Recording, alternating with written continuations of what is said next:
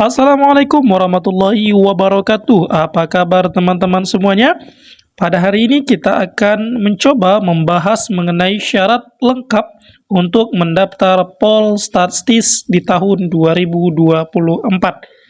Teman-teman, seputar mengenai Polstatistis adalah Politeknik Statistika STIS. Dahulu namanya STIS saja, Sekolah Tinggi Ilmu Statistika. Tapi setelah dia berubah menjadi politeknik, maka namanya menjadi Politeknik Statistika, sedangkan STIS-nya hanya menjadi tambahan di kata Politeknik Statistika itu, teman-teman. Oke, teman-teman, bagi teman-teman yang ingin melanjutkan menyaksikan video ini, langsung saja di like, kemudian di komen jika ada yang mau ditanyakan, kemudian di share video ini kepada teman-temannya yang lain. Kemudian jangan lupa ditekan tombol subscribe-nya. Agar apa? Agar kita semakin semangat memposting video-video terbaru lainnya, teman-teman. Baik, langsung saja kita mulai. Oke, yang pertama yaitu ada syarat umumnya, teman-teman. Mengenai syarat umum, tentunya yang pertama yaitu sehat jasmani dan rohani. Artinya apa? Mampu bekerja dan beraktivitas, baik di dalam maupun luar ruangan atau di lapangan, serta bebas dari yang namanya pemakaian narkoba, teman-teman. Jadi, bagi teman-teman yang ingin mencoba, tolong dipastikan bahwa jasmaninya maupun rohaninya itu memang betul-betul sehat. Kenapa? Karena seandainya pun teman-teman lulus administrasi, lulus nanti di seleksi kompetensi dasarnya atau SKD-nya, maka ketika nanti diseleksi kesehatan, teman-teman kurang kesehatan jasmani maupun rohaninya, maka itu akan ketahuan dan bisa menggugurkan teman-teman dari proses seleksi yang ada. Kemudian teman-teman, yang kedua yaitu tidak buta warna. Ini juga teman-teman bakal diperiksa nanti di tes kesehatannya. Di sini tentunya ketentuannya ada ya, baik itu total maupun parsial. Kemudian untuk pengguna kacamata, baik itu minus maupun plus, itu biasanya toleransinya hanya di bawah ukuran 6 dioptri, teman-teman. Saya juga pakai kacamata, teman-teman, tapi hanya lebih kurang 1,5 dioptri. Jadi tidak ada masalah sebenarnya kalau mau mencoba Polstatistis. Jadi teman-teman yang menggunakan kacamata di atas 6 dioptri, maka teman-teman tidak bisa mencoba Polstatistis. Oke, kita lanjut. Yang ketiga yaitu lulus atau siswa kelas 12 SMA maupun madrasah aliyah. Ya, ini teman-teman sesuai dengan aturan di Polsatistis. Sedangkan untuk yang SMK maupun madrasah aliyah kejuruan, itu hanya boleh di dua jurusan saja, teman-teman. Yang pertama yaitu peminatan teknik komputer dan teknik informatika. Jadi cuma dua ini saja, teman-teman, berdasarkan jurusan-jurusan yang dibuka di Polstatistis. Jurusan lain misalnya SMK, Tata Boga, kecantikan, kesenian, dan lain-lainnya, itu mohon maaf tidak bisa mencoba Polstatistis. Sedangkan untuk yang SMA maupun madrasah aliyah, apakah dia jurusan IPA, apakah dia jurusan IPS, itu bisa. Namun mohon maaf bagi teman-teman yang di madrasah aliyah yang jurusan keagamaan itu tidak bisa mencoba, teman-teman. Oke, kita lanjut. Nilai matematika atau kelompok A umumnya dan bahasa Inggris minimal 80,00 dengan catatan skalanya 1 sampai 100 ya, teman-teman, atau 3,20 jika skalanya itu 1,00 sampai 4,00 pada ijazah dari mulai semester ganjil atau semester gasal kelas 12, teman-teman. Jadi misal ini nanti banyak pertanyaan. Kalau misalnya nilai matematikanya di semester 1 kelas 10, nilainya di bawah 80, bisa nggak mencoba? Bisa, teman-teman. Catatannya apa? Harus nilainya 80 ke atas ketika kelas 12 saja di semester ganjil, teman-teman. Oke, kemudian kita lanjut. Umur minimal 16 tahun dan maksimal 22 tahun per 1 September, teman-teman. Jadi kalau teman-teman yang umurnya nanti masih di bawah 16 tahun per 1 September 2024, maka mohon maaf teman-teman tidak bisa mencoba. Atau teman-teman umurnya di atas 22 tahun per 1 September 2024, maka teman-teman juga tidak bisa mencoba Polstatistis. Nanti ketika teman-teman mengikuti seleksi administrasinya, ya ketika daftar online itu nanti langsung tertolak teman-teman.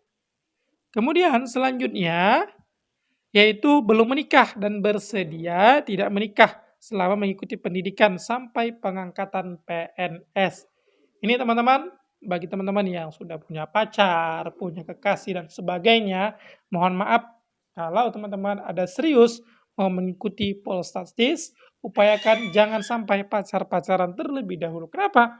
Karena bisa mengganggu konsentrasi belajar teman-teman dan mohon maaf, mana tahu ya kebablasan dan sebagainya, ya menjadikan nanti teman-teman lupa akan tujuan pendidikan yang teman-teman inginkan. Apalagi pendidikan itu tidak sebentar teman-teman ya. Kalau D4-nya itu 4 tahun. Jadi teman-teman 4 tahun ya otomatis tidak boleh menikah dulu. Kemudian sebelum nanti ada diangkat menjadi PNS, ada CPNS-nya, maka teman-teman rentang waktunya itu lebih kurang 4 sampai 5 tahun teman-teman tidak menikah. Itu ketika masa pendidikannya teman-teman, sampai ketika diangkat menjadi PNS. Kemudian kita lanjut. Oke, selanjutnya tidak sedang menjalankan ikatan dinas dengan instansi lain. Nah, ini juga misalnya contoh, teman-teman hari ini sudah lulus di kepolisian, misalnya di Bintara atau Tamtama Polri misalnya. Tapi teman-teman lagi pendidikan dan pelatihan seperti itu, teman-teman mencoba lagi Polstatistis, tidak bisa teman-teman. Atau di sekolah kedinasan lainnya, apakah itu STAN, IPDN, dan lain-lainnya, maka teman-teman tidak bisa mencoba STIS lagi. Kemudian teman-teman ya bersedia mematuhi peraturan Politeknik Statistika STIS. Ini juga teman-teman wajib ikuti dimanapun teman-teman berada. Baik itu peraturan studinya, akademiknya, baik itu peraturan mengenai kampus dan sebagainya. Ini juga wajib teman-teman ikuti. Kemudian bersedia menandatangani surat perjanjian ikatan dinas. Nah ini teman-teman nanti bagi teman-teman yang lulus seleksi, dari seleksi awal administrasi sampai pantokhirnya, maka teman-teman wajib menandatangani yang namanya surat perjanjian ikatan dinas yang mengikat teman-teman dengan aturan-aturan yang ada. Sebagai contoh, seperti yang tadi tidak boleh menikah ketika masa pendidikan, kemudian wajib mematuhi segala peraturan di Polsastis, kemudian tidak sedang menjalankan ikatan dinas di instansi lain dan lain-lainnya teman-teman. Selanjutnya, setelah lulus pendidikan di Polstatistis, teman-teman harus bersedia ditempatkan di mana? Di Badan Pusat Statistika. Baik itu tingkat pusat, tingkat provinsi, tingkat kabupaten kota. Maka teman-teman wajib ikut dan mau ditempatkan di mana saja. Ini menjadi sebuah polemik atau dilema teman-teman. Kenapa? Biasanya orang yang tinggal di perkotaan ketika ditempatkan di daerah yang agak jauh dari ibu kota, mereka biasanya malas, nggak mau uring-uringan dan sebagainya. Ini yang tidak boleh teman-teman. Makanya bagi teman-teman yang mau mencoba masuk Polstatistis, upayakan teman-teman memang siapkan mentalnya dari sekarang dan siap ditempatkan dimanapun selama wilayah kerja yang ditetapkan oleh Badan Pusat Statistika. Oke, kita lanjut. Tidak akan mengajukan pindah antar unit kerja eselon 2 di lingkungan BPS maupun pindah instansi dengan alasan apapun sekurang-kurangnya 7 tahun sejak terhitung mulai tanggal PNS kecuali terdapat kebutuhan organisasi. Ini juga sebagai aturan teman-teman karena banyak nanti isu-isu yang luar biasa. Contoh, ya sudah lulus saja dulu. Nanti ketika misalnya ditempatkan di daerah terpencil, ya udah nanti ada orang dalam dan sebagainya, upayakan nanti minta pindah. Upayakan isu-isu seperti ini tidak menjadi sebuah hal yang teman-teman pegangi ketika teman-teman mengikuti seleksi Polsakstis. Kenapa? Karena teman-teman kalau mau mengikuti dari awal upayakan jujur-jujur, kemudian niatkan untuk mengabdi kepada negara dengan kemampuan yang teman-teman miliki. Oke teman-teman, kita lanjut. Oke teman-teman, kalau tadi ada persyaratan umum, maka ada juga persyaratan khusus. Nah ini bagi teman-teman yang berasal dari Papua, ada namanya program afirmasi, ya.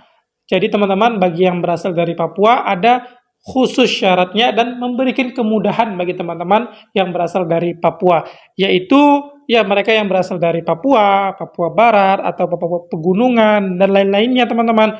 Maka biasanya harus ada surat keterangan orang asli Papua oleh masyarakat adat Papua ataupun misalnya Disduk Capil setempat. Kemudian ada juga surat keterangan orang asli Papua dari pemerintah daerah setempat, teman-teman. Jadi teman-teman yang dari Papua, kemudahan untuk mengikuti seleksi Polsakstis ada, teman-teman. Jadi teman-teman tidak perlu takut, tidak perlu ragu untuk mencoba. Kenapa? Karena semua warga Indonesia berhak untuk mencoba program Politeknik Statistika STIS. Demikian teman-teman, mudah-mudahan bermanfaat video kali ini. Bagi teman-teman yang suka, silakan di-share, dibagikan kepada teman-teman yang lain, supaya kita semua tercerahkan dalam dunia edukasi dan pendidikan.